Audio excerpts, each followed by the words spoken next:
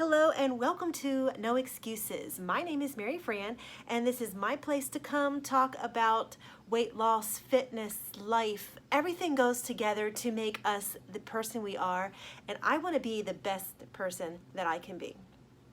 So welcome. If you are new here, please comment, subscribe, like.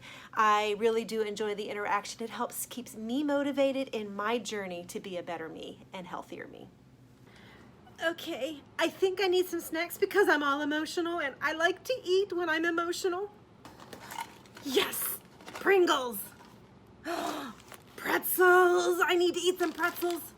What else do I have? Tortilla chips. Ooh. Yeah, crackers. Yeah, let's throw them in too. Anything else? Trail mix works.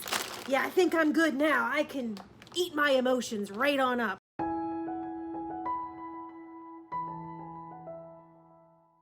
Today we are going to talk about tips for avoiding emotional eating. I am a huge emotional eater.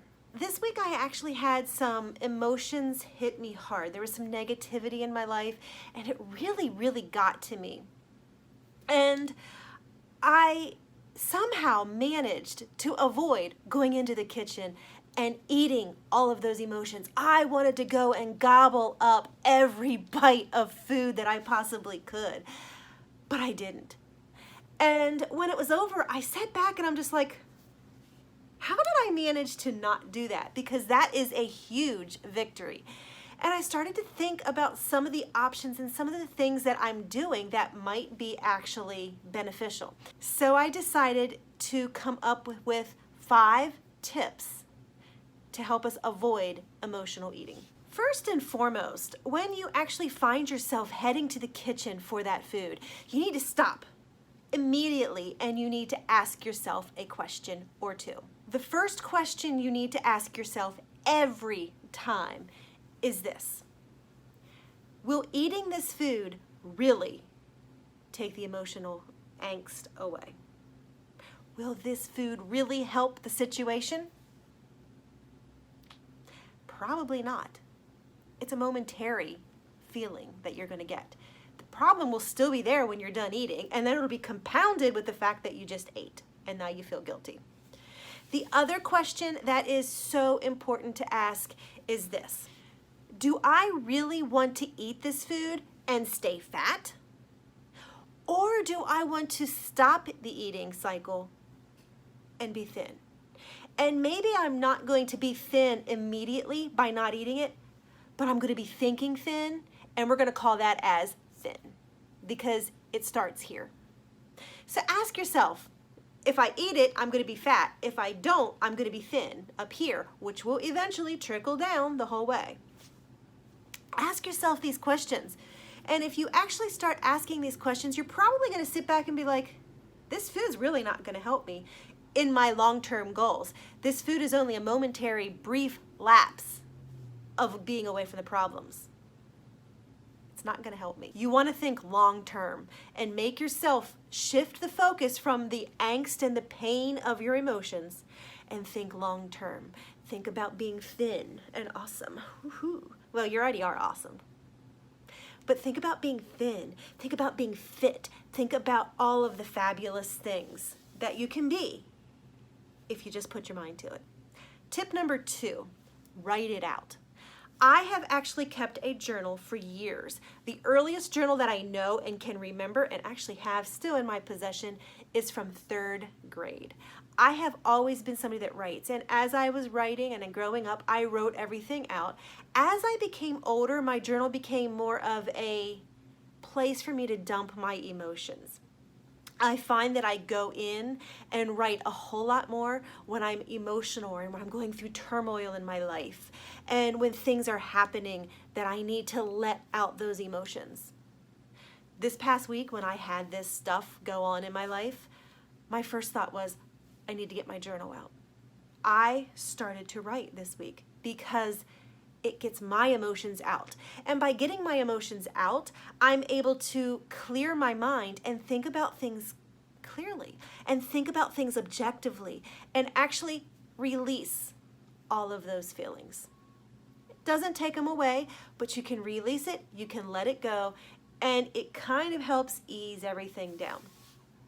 So write out your emotions, pick up your journal, create a journal if you need to. I would highly recommend it. It's amazing to go back and read where you are and where you've been. Wonderful. But write out those emotions. Give yourself an outlet for the emotions versus just shoveling food in. And if you're writing out your emotions, I guarantee you, you're not going to be in the kitchen eating. Number 3, go for a walk or a bike ride or go to the gym. Do something for yourself. Make yourself better.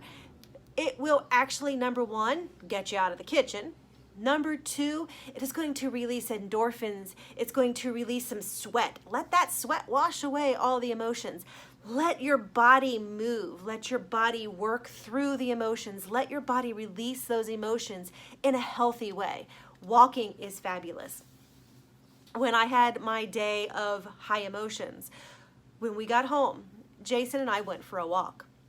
And that guy is an absolute saint because he just listened to me talk, he listened to me cry, and he just listened, and we just walked. And it was what I needed to release some of that pent-up emotion that had to get out. And if it didn't get out, it was going to cause me to run to the kitchen.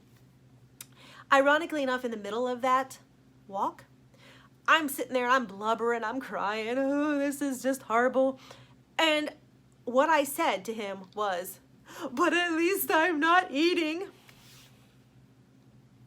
Yeah, I didn't let my emotions eat it, and I realized it on that walk that I had not let the emotions win in my war on my weight.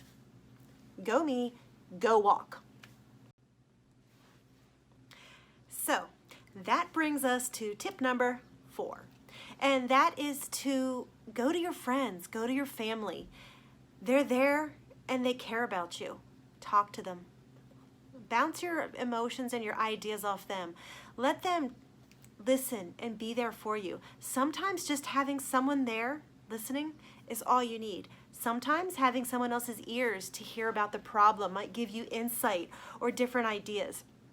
Use your friends and family when you're emotional. Don't just hide yourself in a corner. Talk to them. Talk it out. I did that with Jason last night, and he was a saint as he listened to me. And we just kept walking, and I kept talking, and I did feel so much better after I talked to him that when we went home, the temptation to actually eat really wasn't there anymore. Yeah, I'm still emotional. Yeah, I'm still bothered. But the temptations weren't there as much. So, tip number 5. And that is to simply stay out of the kitchen. Just don't go in there. Plain and simple. If you go in, you're going to be tempted. Stay out of the kitchen. Do whatever it takes to keep you busy. And if you notice, some of these previous things were ideas that actually get you out of the kitchen and away from the temptation. And that's what's important. Get away from the temptation. Step away.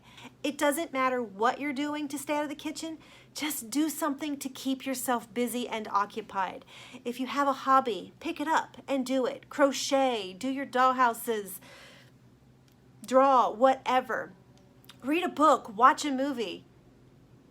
Seriously, write hate poetry if it makes you feel better. And it really does.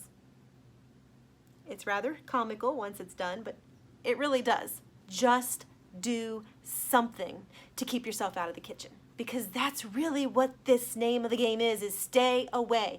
You're still going to be tempted, but you've got to figure out a way to not cave to the temptation. That is the trick.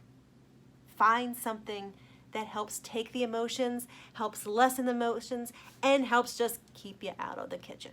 So there's our 5 tips for combating emotional eating. The trick is just find out what works for you and remember to do it. If it's just to stay away from the kitchen, that's fine. If it's to talk, if it's to exercise, if it's to pick up your book, whatever you need to do. For me, asking myself, is it worth it right now? Yeah, probably. But is it worth it in the future? Is it worth it for the future me?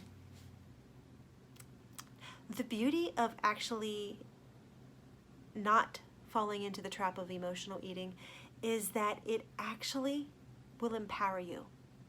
I'm walking down the road with Jason and I'm blubbering, oh, I'm so sorry. And I say, but at least I'm not eating my emotions. When I said that, it gave me a different perspective. It gave me power. It gave me control. And that is sometimes just what you need when you're emotional. It builds and makes you better. Emotional eating is a very real thing. There's no magic solution. Really, what it takes is us to find ways to avoid the temptation and find ways to deal with it. There are no excuses. Live your life to the fullest. Life is going to throw negativity and emotions at you. Work with them, work through them. Be the best you that you can be. No excuses.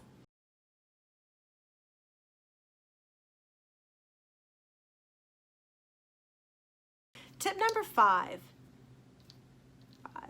Talk to them. Talk it out. And I decided to come up with some tips that I use to avoid negative. So I decided to come up with some tips to avoid negative. So I decided to come up with 5. Okay, so I think I need some snacks because I'm all emotional.